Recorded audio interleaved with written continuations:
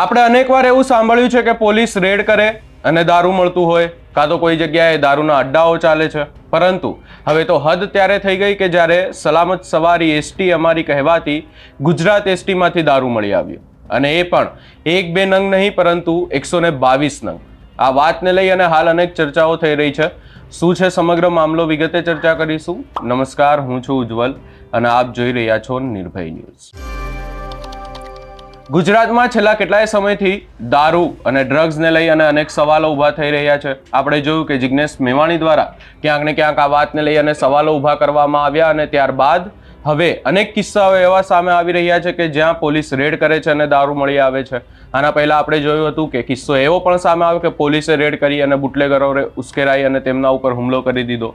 પરંતુ આ તમામ ઘટનાઓની વચ્ચે હવે એક ઘટના એવી સામે આવી છે કે જેમાં ચાલુ એસટી બસમાંથી દારૂ મળી આવ્યું છે। આ વાત એવી છે કે માંગરોળના સીલ ગામ નજીક એસટી બસમાંથી બિનવારસી ભારતીય બનાવટનો વિદેશી દારૂ ઝડપાયો।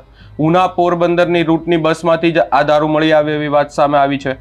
એસટી બસ એ જ્યારે જઈ રહી હતી ત્યારે ચેકિંગ દરમિયાન દારૂ મળી આવ્યો, અને આ વાતને લઈ અને અનેક ચર્ચાઓ થઈ રહી છે। પરંતુ અહીંયા ક્યાંક ને ક્યાંક ચર્ચા એટલા માટે વધી ગઈ કારણ કે એ એસટી બસમાંથી 1-2 નંગ નહીં પરંતુ 122 જેટલા દારૂના ચપટા મળી આવ્યા। આ વાતને લઈ અને અનેક ચર્ચાઓ થઈ રહી છે। સૌપ્રથમ આપણે એ ચેકિંગના દ્રશ્યો પર પણ નજર કરીએ।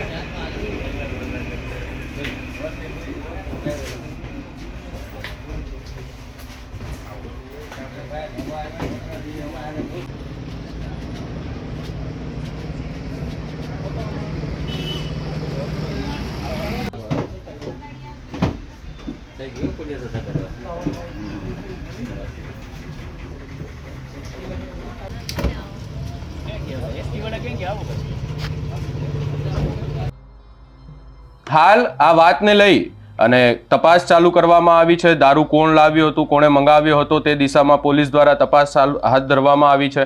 આ વાતને લઈ અને ક્યાંક ને ક્યાંક ચર્ચા એટલા માટે થઈ રહી છે અને એટલા માટે આ મુદ્દો આટલો મોટો બન્યો છે કારણ કે એસટી બસમાંથી દારૂ મળી આવ્યો, એ પણ ચાલુ બસમાંથી ચેકિંગ દરમિયાન દારૂ મળી આવ્યો।